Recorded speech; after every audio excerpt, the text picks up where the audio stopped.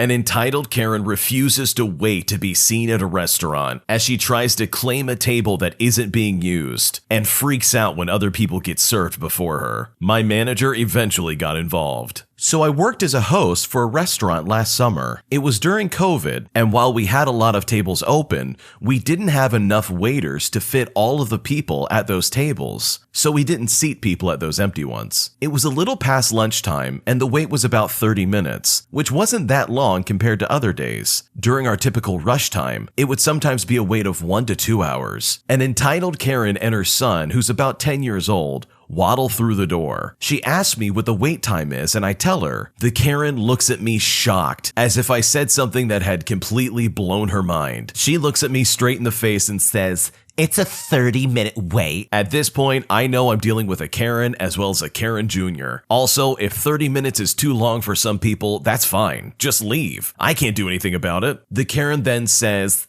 there are so many empty tables. Why can't you seat us? There's an empty one right there. She says that as she points to the closest empty table. I go on to explain that the table isn't assigned to a waiter, so they wouldn't be served at that table. I also explain that there's about a 30-minute wait ahead of them. The Karen then barks back and says, "Oh my God, I can't believe this. Do you know how hot it is outside? We can't wait out there. Are you kidding me? Why don't you guys have an AC outside? You expect us to just wait out there?" Thank God for masks, because that almost made me lose my mind. Also, there were other people waiting outside just fine, but she decided to ignore that slight fact. I go on to say that I'm sorry, especially for not having outdoor air conditioning. I then ask her if she wants to speak to the manager, and lo and behold, she says yes. So I get the manager to come and speak with her, and I tell the Karen that she'll be out in a few minutes. Just at that moment, when I talk to this Karen, a waiter clocks in that works at the restaurant, and the table that the Karen wanted opened up and was seated with the next person on the wait list. And I had the pleasure of taking them to their table right in front of the entitled Karen and her demon child. Honestly, I was scared of the wrath I knew was about to be unleashed, but it was glorious seeing her face as someone else got the table she thought she was entitled to. After seeing this Karen went off. She immediately started bashing me, saying that the wait was too long, asking me how I could possibly seat someone else at her table after she had claimed it. At that point, I had simply had enough of it, so I went to get the manager again to deal with this entitled Karen. While my manager was dealing with the situation, I made sure to stay in the back so that the entitled Karen couldn't try and bring me into the whole ordeal in front of my manager. At the end of the day, she ended up leaving to eat somewhere else. Chances are, though, she'll probably have to wait to be seated there as well. Some people are just really stupid, most specifically this Karen, because air conditioning is not a thing outside. You know what outside air conditioning is called? Winter. I always love it when I see Karens get super entitled and then get super upset when their wishes aren't granted. It's not like customer service or other food establishments or genies, and they're just gonna grant every single wish that you could possibly want. Ma'am, you're not in Aladdin. Nobody cares. At the end of the day, they ended up leaving and going somewhere else, which is a blessing to everybody involved, because dealing with an angry Karen and their demon spawn is one of the worst experiences in your life, especially when they're gonna freak out over someone else taking a table that they never had any claim over in the first place. This next one came from the Am I the Jerk podcast subreddit. Check the links in the description if you'd like to submit your own stories. Am I the jerk for having to give one of my friends a much needed reality check? I'll start with some things about me. I've always been fat, not exactly obese or anything that would be a real danger to my health, but I wasn't always really fit, and this part of me always made me feel insecure about meeting and talking to people. Thankfully enough, my best friend, who I knew since we were very little, always told me that it was okay to look different, and as long as it wasn't threatening my health, it's not a problem. In time, I began to slowly accept myself as I was, and stopped having insecurities about my looks. This all happened when I was around 14 years old, so my body hadn't completely matured yet, and I was worried I might end up looking like this forever. So having someone tell me that everything was going to be okay felt really good. Unfortunately, I had no idea what was about to come. Fast forward 1 year and a half, and now I'm in high school, and me, my best friend, and a group of other people who slowly became really close to us all got into League of Legends. I always had a very ferocious personality when it came to video games. I always wanted to be as good as my abilities allowed, otherwise I would feel dissatisfied. mind. As time went by, I noticed that not everyone in our group agreed with this mentality. Some of us just wanted to have fun with the game, and that was fine. But my best friend here, oh boy, he was not having it. A lot of fights broke out in our group due to us flaming each other for playing poorly. I'm not gonna sugarcoat it. I was a real jerk when I got mad at the game, and I always tried to apologize afterwards because I knew I was harming the people around me. Just to be clear, out of all the people in our group, I was the one that played the most. I know it sounds very arrogant, but everyone knew how much time I spent on improving at the game and how much effort I put into it. My best friend, on the other hand, was much more obnoxious. He would flame everyone the same way I did, always complain about how no one does anything besides him, and was just really annoying. Despite this, he was playing extremely poorly himself, and pretty much only talked garbage without actually doing anything. At first, I was quiet about it. I thought it was just a phase and that it would eventually be over soon. But as time went by, no one could stand to play with him anymore. We all agreed to gather together and tell him the way that he's behaving was toxic and harmful to our relationship. And soon enough, everyone told him what was on their mind, and he went ballistic. He started screaming how he doesn't do any of that, and that he always apologizes, which, by the way, he doesn't, and that we're all just being too sensitive. None of us were really interested in listening to his ramblings, so we cut him short by asking, "Are you going to try and change?" To which he responded with a yes. We took his word for it, and after a week of awkward silence, we started talking to each other again. And sure enough, he hadn't changed one bit. If anything, he had gotten worse. He started being much more aggressive to me in particular, as he knew I was the best player in the group, and probably got an ego boost from talking garbage to the guy that was better than him. To me, this game was very special. My best friend here had always been much better than me at pretty much everything, from sports to school to making friends. So to me, having one thing that I was better than him at made me feel pretty good. But to him, the idea of having anything where he wasn't better than me was completely unacceptable. That's when it hit me. He was using me as a scapegoat for his own insecurities. He was comparing himself to me and feeling good about being so much better than me at everything. So when he realized he couldn't become better than me at a game, he tried to act like he was. Soon enough, we all got tired of him again. We had the same gathering, we had the same conversation with him, and told him that we can't keep going on like this. All that jazz. But this time, he claimed it was my fault. He actually told me that I had twisted everybody's opinion on him, and that I was some supposed mastermind turning all of his friends against him, and that supposedly if it weren't for me, things wouldn't have ended like this. I was fuming. I couldn't believe that after all this, he has the nerve to blame it all on me. After discussing everything with the group, we agreed to kick him out and to cut ties with him, which we did. That was the only time in my life where I actually cried my eyes out. The one best friend I made in all of my years was now gone. After a few weeks, I learned that apparently he had contacted everyone from the group and slowly fixed the relationship between them and him. That is, everyone except for me. Soon enough, everyone from the group slowly stopped hanging out with me in order to get together and play with him. I felt so alone. I felt like everything was slowly getting taken away from me. I was really depressed around that time, and I started hanging out with a really bad crowd, with which thankfully I managed to cut ties with and move on. This all happened a few years ago, and I still have regrets about how things ended up, and I sometimes wish I could go back and try to say some things differently in hopes of things ending up in a different way. I was the one who told him most of the things that made him unpleasant to be around, since I knew him better than anyone and was by his side since we were little. I was the one to give him a slap in the face and tell him that he was being obnoxious when the others didn't want to, as they weren't so close. So am I the jerk for refusing to pretend that everything was fine and telling him everything? I don't think you're the jerk at all. In fact, I think your friend is the jerk in this situation. I know exactly the type of person you're dealing with, by the way. It's that kind of person who, no matter what, is always going to be the star of the show and is 100% going to try and be better than you at everything you do. And that's super obnoxious. And it's really unfortunate that the rest of your party decided to go along with him, even though he was being extremely toxic. And the fact that he turned your friends against you, as well as your friends turning against you because of this guy that they already kicked out of their group, speaks volumes about all of them. There's no way for you to go back and somehow make this better. But in my opinion, I think you're going to be better off moving forward without these people, because they're clearly all toxic. Or by their own admission, the rest of your group who stayed silent and pretty much didn't do as much talking as you did are super toxic for letting it escalate to this situation as well. Across the board, whether they're proactive or more reactive, as it sounds like the rest of your party was, I think you're better off without any of these people. So no, you're not the jerk. You spoke your piece and things just didn't work out the way you hoped it would. But that does not make you a bad person or in any way, shape, or form in the wrong, in my opinion. But what do you think? What would you do if you were in this situation? Have you ever experienced this type of drama when playing online with a group of friends? Leave a comment down below. We'd love to hear it. An entitled customer gets mad at me that I won't accept a fake credit card and then proceeds to freak out. This happened several years ago. I was working as a cashier at a very cheap hardware store. This is the type of store that you went to save money, not to buy tools that will last. So you are definitely getting what you paid for. Honestly, it was a nightmare. Corporate would have strict rules about what we could and couldn't do. If we couldn't do something, customers would yell and scream, ask for a manager, the manager would hear them out, and then go against corporate and do whatever they wanted anyways. It just made all the cashiers look like idiots, and I got the look several times from people. This one customer I'll never forget came up. He walked up to the cash register with several hundreds of dollars worth of merchandise. When I gave him his total, he pulls out a piece of computer paper that had a blown up picture of a credit card, with the picture probably taking up the majority of the space on the paper. In fact, the name on the card didn't match his ID. He had made up some story about how it's his boss's card and that he does this all the time. I, of course, like a good employee,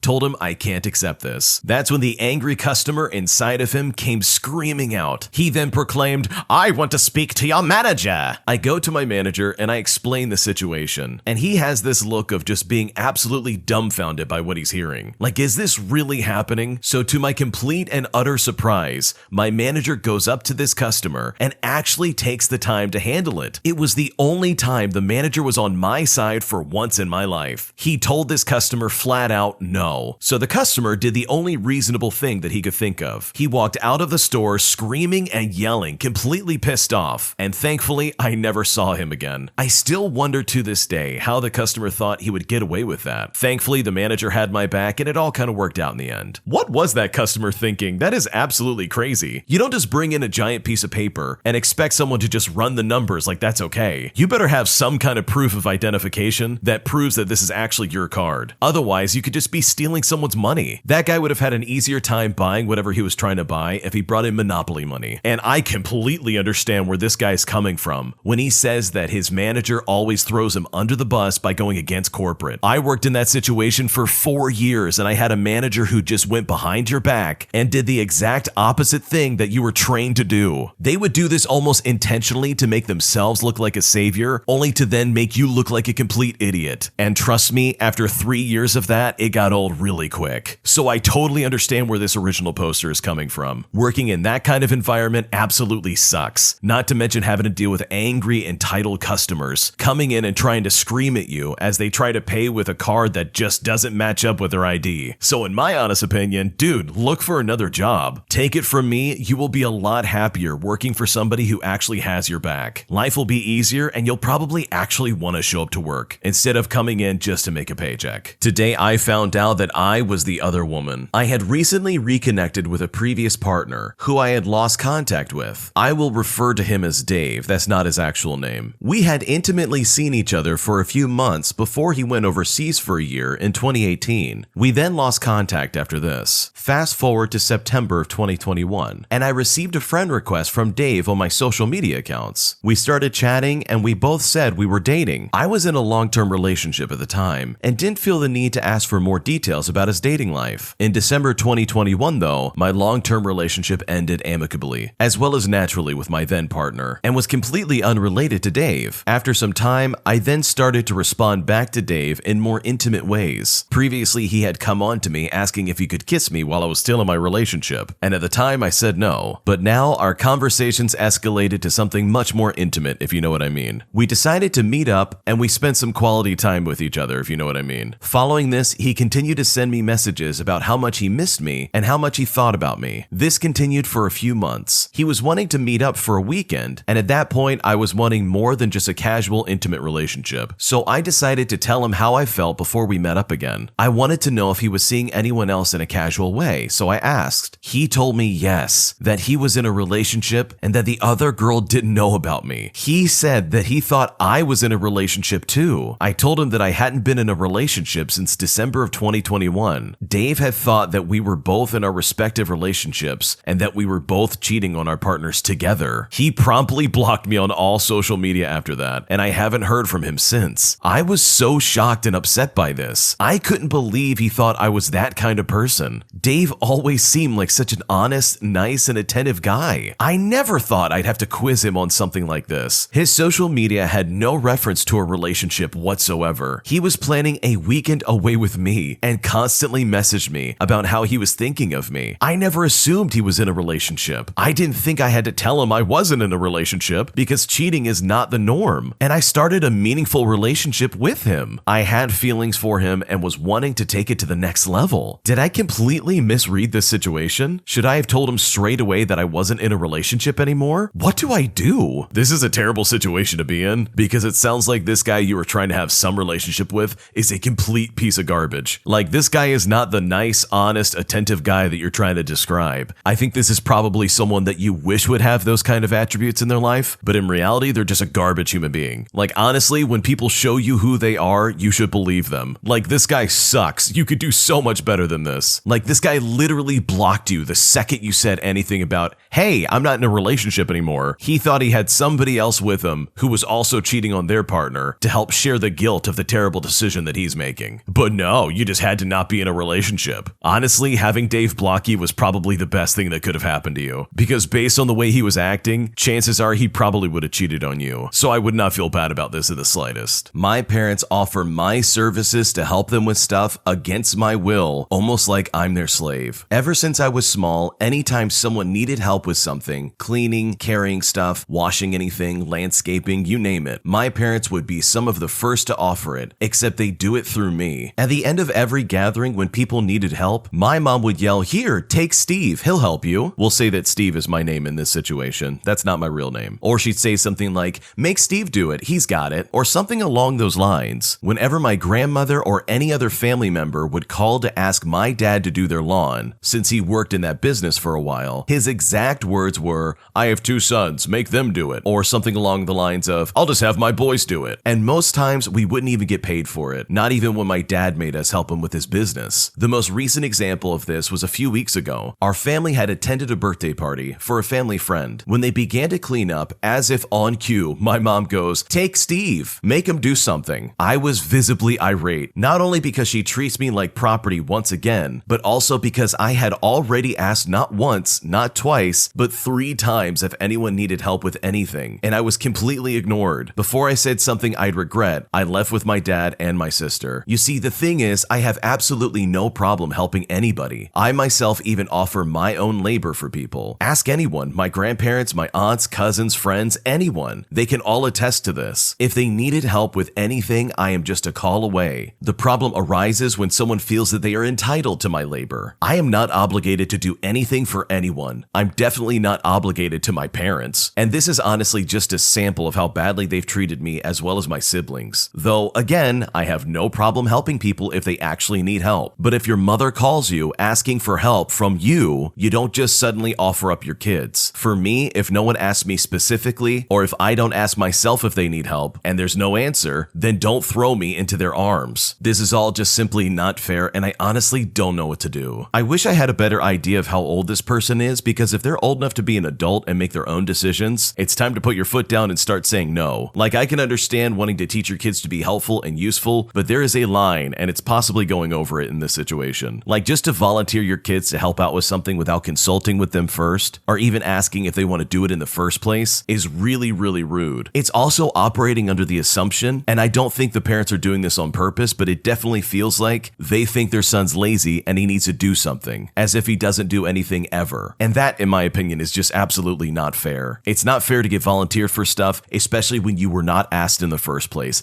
I understand that completely. There are a few petty ideas that come to mind that could help alleviate this problem, like being clumsy on purpose and accidentally breaking things on purpose. That way they won't ask your help anymore. Or even when someone asks for help, you volunteer your mom first, so you can somehow get ahead of them trying to volunteer you. But honestly, the real solution here is to just stand up for yourself and say no. There's nothing wrong with saying no. No is a healthy word, and it's something that you need to do, especially in situations where you don't want to be volunteered for something. It is not unreasonable or in any way rude or disrespectful to look at someone and say, "No, I don't want to do that." In my opinion, it's better to set boundaries now than to wish you had 5 years ago. Otherwise, they're just going to keep volunteering you for stuff, and then there really will be no end in sight of them treating you this way. Thanks for watching. When you subscribe, make sure to hit the bell to turn on notifications. To finish listening to all the stories, use the playlist at the top of the description. And the next time you live stream, use the cream of the crop music. Search Cream of the Stream on Spotify or whatever platform you use for copyright-free music to use for your next stream.